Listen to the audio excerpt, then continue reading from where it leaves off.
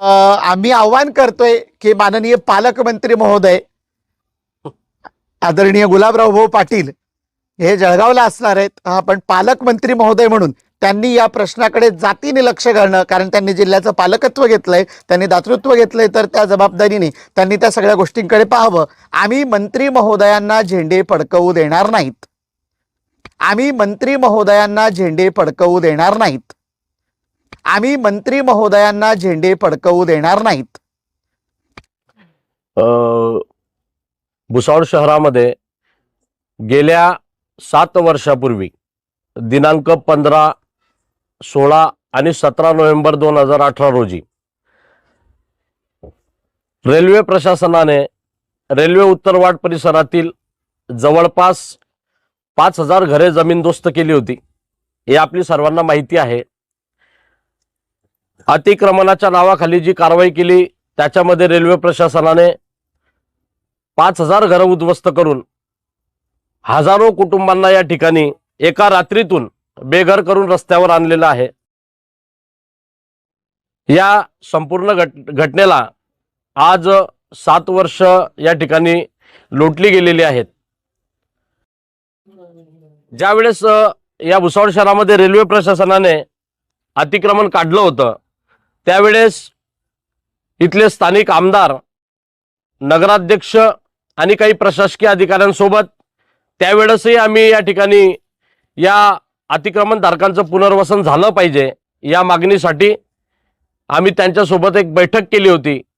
आणि त्यावेळेस स्थानिक आमदार, नगराध्यक्ष आणि काही प्रशासकीय अधिकाऱ्यांच्या उपस्थितीमध्ये जी बैठक झाली त्याच्यामध्ये जितकेही रेल्वे प्रशासनानं जे अतिक्रमणधारक आहेत त्यांचं पुनर्वसन करण्यासाठी नगरपालिका प्रशासनाने या भुसावळ शहरातीलच ज्या ठिकाणी आता आपण सध्याला ही प्रेस कॉन्फरन्स आपण या ठिकाणी घेतोय, सर्वे नंबर 63/1 या जागेवरच त्यांना या ठिकाणी आपण त्यांचं पुनर्वसन करणार आहोत असं आम्हाला या ठिकाणी आश्वासित केलं होतं. परंतु 7 वर्षापासून या ठिकाणी बरेच कुटुंब आपापल्या झोपड्या या ठिकाणी उभ्या करून 7 वर्षापासून राहत आहेत, परंतु नगरपालिकेनं कुठल्याही जीवनावश्यक सुखसुविधा त्यांना या ठिकाणी उपलब्ध करून दिलेल्या नाही. गेल्या 7 वर्षापासून आहे त्या परिस्थितीमध्ये हे सगळे लोक या ठिकाणी पत्राचे झोपडे उभे करून या ठिकाणी वास्तव्य करतायत, परंतु यांना कुठल्याही त्यांच्या मूलभूत गरजा या ठिकाणी शासनाने, नगरपालिका प्रशासनाने या ठिकाणी त्यांना पुरवल्या नाही. गेल्या 7 वर्षापासून या सर्वांचा, हजारो कुटुंबांचा, जी कुटुंब या ठिकाणी रेल्वे प्रशासनाने बेघर केली त्यांच्यावर अक्षरशः उपासमारीची वेळ आली. नोव्हेंबर 2018 मध्ये त्यांना ज्यावेळेस या ठिकाणी त्यांचं अतिक्रमण काढून त्यांना या ठिकाणी रस्त्यावर त्यांना यावं लागलं त्यावेळेची परिस्थिती या सर्व भुसावळ शहराने अनुभवलेली आहे. परंतु केवळ राजकीय द्वेषापोटी आजही इथले सर्व लोकप्रतिनिधी, इथले स्थानिक आमदार असतील, इथल्या खासदार असतील, इथलं नगरपालिका प्रशासन असेल, यांनी आतापर्यंतही या ठिकाणी पुनर्वसन या सर्व अतिक्रमणधारकांचं केलेलं नाही. गेल्या 7 वर्षामध्ये सातत्यानं वेगवेगळे पक्ष, संघटना, काही सामाजिक कार्यकर्त्यांनी अनेक आंदोलनं केलीत, मोर्चे केली, धरणे आंदोलनं केलीत, लोकप्रतिनिधींना वेळोवेळी या ठिकाणी अनेक निवेदनं दिलीत, प्रशासनाशी या ठिकाणी पत्रव्यवहार केला आणि आमच्या पुनर्वसनाचं काय हा प्रश्न या ठिकाणी सातत्यानं गेल्या 7 वर्षापासून आम्ही सगळे विचारतोय. परंतु हे गेंड्याच्या कातडीचं प्रशासन या ठिकाणी कुठल्याही पद्धतीनं पुनर्वसन करायला तयार नाही. आणि आज पाहता पाहता या पुनर्वसनाच्या मागणीला 7 वर्ष पूर्ण झालीत, परंतु अद्यापही हे पुनर्वसन झालेलं नाही. अत्यंत हालाकीचं जीवन या ठिकाणी हे सर्व अतिक्रमणधारक जगत आहे. या ठिकाणी कुठले रस्ते नाही, वीज नाही, पाणी नाही, कुठल्याही सुविधा या ठिकाणी उपलब्ध नाही. या व्यवस्थेचं एक दुर्दैव आहे. एकीकडे आपण पाहतोय महाराष्ट्रामध्ये त्या कोल्हापूरच्या मठातील हत्तीने वनतारामध्ये राहावं का मठामध्ये राहावं यावरून राज्यकर्ते बोलतायत, मोठमोठ्या प्रेस कॉन्फरन्स होत आहेत. अलीकडे मुंबईमध्ये कबूतरखाने बंद केल्या जावेत का ते सुरू राहावेत म्हणून कबुतरांचा विचार करून देखील मोठमोठे आंदोलन मुंबईमध्ये सुरू आहे. जनावरांच्या निवाऱ्याच्या संदर्भात बोलायला व्यवस्थेला वेळ आहे, सरकारला वेळ आहे, परंतु इथल्या गोरगरीब जनतेला गेल्या 7 वर्षापासून रस्त्यावर आणून उघड्यावर आणून देखील सरकार त्यांच्या निवाऱ्याची सोय करायला तयार नाही. हे या व्यवस्थेचं दुर्दैव आहे, हे आमचं सर्वांचं दुर्दैव आहे. म्हणून वंचित बहुजन आघाडी या रेल्वे अतिक्रमणधारकांचं पुनर्वसन झालं पाहिजे. ज्या 63 या सर्वे नंबरला आज ते त्यांचे पत्राचे झोपडे उभे करून या ठिकाणी त्यांचा निवारा करतायत, त्याच ठिकाणी त्यांना कायमस्वरूपी सातबारा देऊन या ठिकाणी त्यांचं कायमस्वरूपी प्रधानमंत्री आवास योजना असेल, कुठल्या आवास योजनेतून त्यांना या ठिकाणी घरं उपलब्ध करून तातडीनं त्यांचं पुनर्वसन झालं पाहिजे. या मागणीसाठी वंचित बहुजन आघाडी एक व्यापक स्वरूपाचं जन आंदोलन सुरू करीत आहे.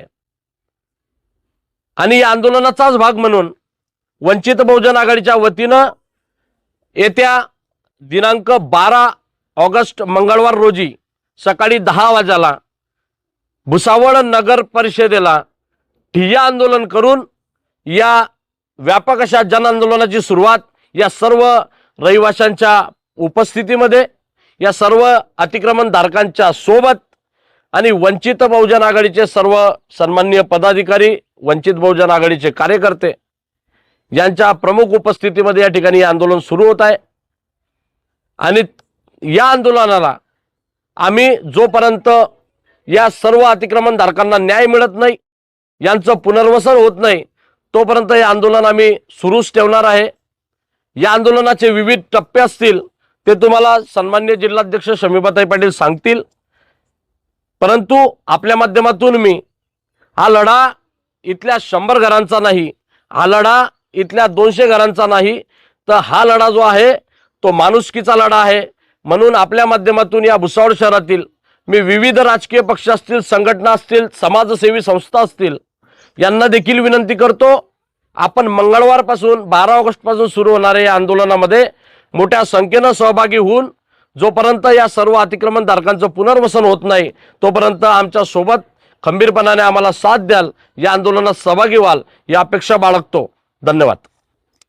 तीच वंचित बहुजन आघाडीच्या वतीने भुसावळ शहरामध्ये 2018 साली रेल्वे उत्तर वार्डातील 5000 कुटुंब, अर्थातच मतदार यादीचा आकडा पाहिला तर त्या मतदार यादीमध्ये या 5000 कुटुंबामध्ये 15000 वोटर्स आहेत. एवढी लोक त्या ठिकाणी मायग्रेट झालीत आणि मायग्रेट होणारी सगळीच्या सगळी जी होती ही मागासवर्गीय आहेत, ही अल्पसंख्याक आहेत, यांच्याकडे स्वतःचे कुठल्याही प्रकारच्या रहिवासाच्या किंवा कुठल्या प्रकारे उदरनिर्वाहाची मूळ अशी शाश्वत साधनं नव्हती. एवढ्या लोकांचा प्रश्न घेऊन वंचित बहुजन आघाडी येत्या 12 तारखेपासून भुसावळ शहरामध्ये आंदोलनाच्या पवित्र्यात आहेत. आताच आपण पाहिलं की युवा आघाडीचे जिल्हाध्यक्ष माननीय बाळाभाऊ पवार यांनी याची विस्तृत अशी भूमिका मांडली आणि आंदोलनाचे टप्पे असणार आहे. आणि आपण जर पाहिलं तर या पूर्ण यामध्ये यशवंत नगर असेल किंवा मग नगरपालिका घरकुल हुडको सोसायटी असेल, त्यासोबतच जिथे जागा मिळेल मोकळी त्या ठिकाणी ही लोक ऐनवेळी आपलं घर घेऊन, आपले पत्राची झोपडी घेऊन राहत आहेत. आणि कंडारीचा भाग असेल, साकेगावचा भाग असेल, असेल त्या जागांमध्ये लोक राहत आहेत. आपण या सगळ्यांना आव्हान करतोय आजच्या या पत्रकार परिषदेच्या माध्यमातून की भुसावळ शहरामध्ये जिथे जिथे बेघर झोपडपट्टीधारक राहत आहेत तर त्या सगळ्यांनी आपल्या हक्काच्या निवाऱ्यासाठी असलेली ही वंचित बहुजन आघाडीची जी लढाई आहे त्या लढाईमध्ये आमच्या सोबतीने सहभागी व्हावं. कारण हा प्रश्न कळीचा आहे. भुसावळसारख्या शहरामध्ये एक दुर्दैवाची गोष्ट की भुसावळसारख्या शहरामध्ये विद्यमान सरकारचे एक मंत्री आहेत जे दुसऱ्या जिल्ह्याचं पालकमंत्रीपद सांभाळतात. याच विद्यमान केंद्र सरकारच्या माननीय खासदार आणि केंद्रीय राज्यमंत्री आहेत.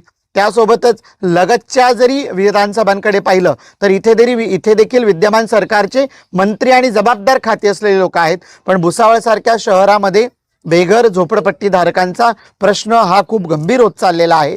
यशवंत नगर जर आपण सगळ्यांनी पाहिलं तर आपल्या लक्षात येईल की पावसाळ्याच्या दिवसामध्ये पाऊस जर पडला तर खाली येण्यासाठी पुरेशी सोयीची वाट नसते. इतक्या पद्धतीने यांची वासलात लावली आहे. आणि हे राज्यकर्त्यांचं आणि इथे असलेल्या सत्ताधाऱ्यांचं आणि इथे असलेल्या जे काही राजकारणाच्या नावावर स्वतःचे पोटभरू किंवा गल्लतभरू वृत्ती आहे या लोकांनी केलेला हा कारभार आहे, हा एका राजकीय द्वेषापोटी केलेला कारभार आहे.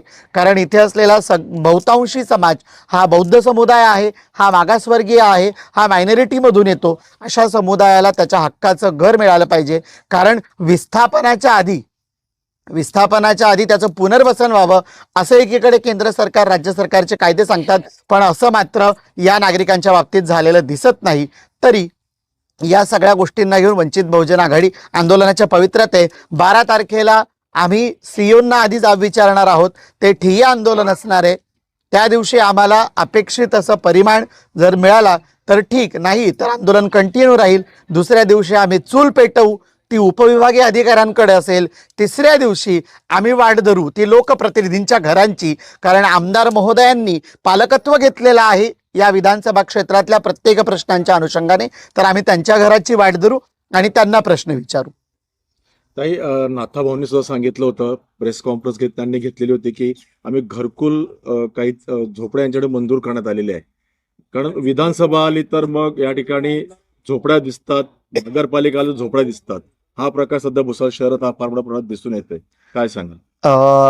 नाथाभाऊंनी जरी म्हटलं असेल की घरं मंजूर करण्यात आलेली असतील, तरी माझा उघड प्रश्न आहे की नाथाभाऊंच्या कारकिर्दीमध्ये एकूणच त्यांनी आमदारकी सांभाळलेली आहे, त्यांनी राज्याचं महसूल मंत्रीपद सांभाळलेलं आहे आणि त्यांनी खूप चांगल्या पद्धतीची जबाबदारी सांभाळली होती. पण त्यांच्या कारकिर्दीमध्ये एकूणच जळगाव जिल्ह्यातल्या जळगाव पूर्वचा जरी विचार केला, त्यांच्या स्वतःच्या विधानसभा क्षेत्राचा जरी विचार केला तर किती बेघरांना घरं मिळाली होती हा एक मोठा प्रश्न आहे. आणि नगरपालिका आल्या, विधानसभा आल्या, झोपड्या दिसतात, बेघरांच्या वस्त्या दिसतात. जर दिसतात तर मग विकास का नाही झाला आणि का म्हणून आश्वासनांची गाजरं दिली गेली? वंचित बहुजन आघाडी कधीही केवळ राजकारणापुरत्या समाजाच्या भूमिका आणि प्रश्न घेऊन चालत नाही. वंचित बहुजन आघाडी हा रस्त्यावरच्या माणसाच्या हक्कासाठी आणि अधिकारांसाठी लढणारी भूमिका घेऊन लढणारा पक्ष आहे आणि आमचा सातत्याने तोच अजेंडा असणार. विधानसभेच्या वेळेस सुद्धा विधान भवनावरती साहेबांनी फार मोठ्या प्रमाणात आंदोलन छेडलं, तर त्यावेळेस सुद्धा आपण आव्हान केलं होतं की मोर्चामध्ये सहभागी व्हा. नक्कीच. आदरणीय बाळासाहेबांच्या नेतृत्वामध्ये गेल्या 2 वर्षापूर्वी पावसाळी अधिवेशनामध्ये महाराष्ट्रातल्या 2,22,253 गायरानधारकांना, जे की याच पद्धतीनं ते भटके विमुक्त होते, ते मागासवर्गीय होते, ते आदिवासी होते, ते अल्पसंख्याक होते, अशा सगळ्यांना आता असलेला मनमानी कारभार करणारं जे नानाजींचं सरकार आहे, आम्ही याला नानांचं सरकार म्हणतो, या नानांच्या सरकारने आपलं तुगलकी फरमान काढत त्यावेळी देखील इथल्या गरिबांना विस्थापित करायचं आणि खाजगी कंत्राटदारांच्या सोलर कंपन्यांच्या घशात या जमिनी घालायच्या अशा पद्धतीचा काढला होता. पण आम्ही त्यांचा तो मनसुबा मोडून काढलाय आणि भुसावळमध्ये आम्ही देखील हेच करू. कारण ज्या यशवंतनगरमध्ये आम्ही आज इथे बसून आहोत, या ठिकाणी ठेकेदारांचं आणि विद्यमान सत्ताधाऱ्यांचं भलं व्हावं यासाठी एका मोठ्या पार्कचं नियोजन आणि यासाठी आरक्षणासाठी जागा सोडलेली आहे. त्यासोबतच स्वतःचे काही खुशमस्करे आहेत, त्यांचे हितसंबंध साधले जावेत म्हणून या ठिकाणी असलेल्या दलितांना आणि मागासवर्गीयांना घरं भेटवणं अशा पद्धतीचे मनसुबे असोत, तर ही मनमानी वंचित बहुजन आघाडी खपवून घेणार नाही. ताई, ज्यावेळेस झोपड्या उठल्यात त्यावेळेस अनेकांनी सांगितलं की आम्ही यांच्या पाठीशी होते, आम्ही त्यांच्या पाठीशी होते. खऱ्या अर्थाने ज्यावेळेस हे भांडे घेऊन फिरत होते त्यावेळेस संतोष चौधरी भाऊ यांनी या ठिकाणी हा रस्ता मोकळा करून यांना वस्ती बसवली. वंचित बहुजन आघाडी यांना घर देईल का? नक्कीच. त्यावेळी मी म्हणेन की गेल्या 6-8 वर्षामध्ये या प्रश्नाला घेऊन अनेक सामाजिक क्षेत्रातील संवेदनशील राजकीय नेत्यांनी पण या प्रश्नाला हात घातला होता. आणि नक्कीच की वंचित बहुजन आघाडी मुळातच आमची भूमिकाच आहे की जोपर्यंत प्रश्न तडीच लावायचा नाही आणि योग्य अशी न्यायिक आणि हक्काची भूमिका होत नाही तोपर्यंत वंचित बहुजन आघाडी माघार घेणार नाही. भुसावळ शहरातल्या यशवंतनगरसोबत इथेच रेल्वे कॉलनीमधून बेघर आणि विस्थापित झालेल्या प्रत्येक कुटुंबाला त्याचं हक्काचं घर मिळालं पाहिजे. कारण रेल्वे वसाहत कॉलनीमध्ये ही लोक आजची राहत नव्हती, त्यांची 4थी पिढी त्या ठिकाणी अंगा खांद्यावर खेळायला लागली होती आणि सरकारने तिथला तुगलकी फरमान हा ग्राउंडवर आणला. त्यावेळी विद्यमान खासदार महोदया ज्या आता देखील आहेत, त्यावेळी असलेले विद्यमान आमदार महोदय जे आता देखील आहेत आणि त्यावेळी असलेले नगरपालिका प्रशासनातले सत्ताधारी हे सगळेच्या सगळे अद्यापही भुसावळ शहरात वास्तव्यात आहेत, पुढच्या निवडणुकांची तयारी करतायत. त्यावेळी मात्र कोणी भूमिका घेतली नव्हती. त्यावेळी देखील त्या भारिप बहुजन महासंघ, वंचित बहुजन आघाडी, आदरणीय बाळाभाऊ पवार असतील, त्यासोबतच सर्वच जी वंचित बहुजन आघाडीची पदाधिकारी आणि कार्यकारी टीम होती त्यावेळी रस्त्यावर होती, त्यावेळी देखील होती आणि आता देखील असणार आहे. झेंड्याचं काय ते तुम्ही मुळातच आम्ही आव्हान करतोय की माननीय पालकमंत्री महोदय आदरणीय गुलाबराव भाऊ पाटील हे जळगावला असणार आहेत, पण पालकमंत्री महोदय म्हणून त्यांनी या प्रश्नाकडे जातीने लक्ष घालणं, कारण त्यांनी जिल्ह्याचं पालकत्व घेतलंय, त्यांनी दातृत्व घेतलंय, तर त्या जबाबदारीने त्यांनी त्या सगळ्या गोष्टींकडे पाहावं. आम्ही मंत्री महोदयांना झेंडे फडकवू देणार नाहीत. मैं अलविदा लेती हूँ। आपकी इसका दिव्य काम भले। देखते रहिए CBN Press the bell icon on the her YouTube समस्या में app आपके and never साथ। miss another हर खबरों में सच्चाई से आपके पास, क्योंकि हम सच दिखाते हैं। हमारे CBN News 18 चैनल को सब्सक्राइब करें। जय हिंद, जय